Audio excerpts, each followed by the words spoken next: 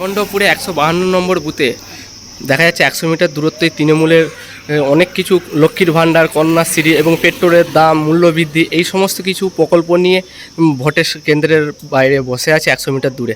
এই বিষয়ে এটা কি করা উচিত, কি বলবেন এই বিষয়ে? তো এটা নয়, ওদের যাদের নেত্রী কোর্ট মানে না তারা তো অনেক কিছুই মানে না।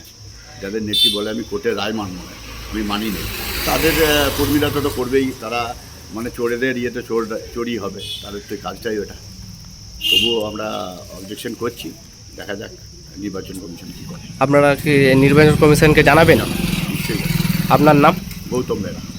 আগে 100 মিটারের আগে দেখা যাচ্ছে আপনারা দ্রব্যমূল্য এবং পেট্রোল এবং গ্যাসের দাম বেড়েছে, সেই জায়গায় সেই ব্যানার লাগিয়ে আপনারা দেখা যাচ্ছে বসে আছেন, কি বলবেন এই বিষয়ে? দেখুন, প্রত্যেকেই জানে যে সাধারণ মানুষকে আর বোঝাতে হবে না ব্যানার দিয়ে।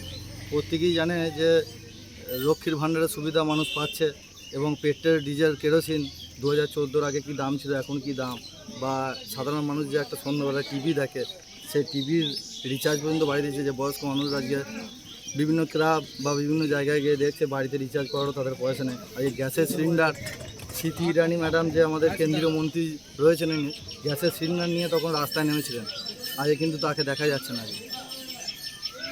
তো এই বুথ নম্বর কত এখানে, এই জায়গাটার নাম কি? এটা বৈকুণ্ঠপুর, সাতপুর অঞ্চল, ইন্দাস ব্লক। হ্যাঁ।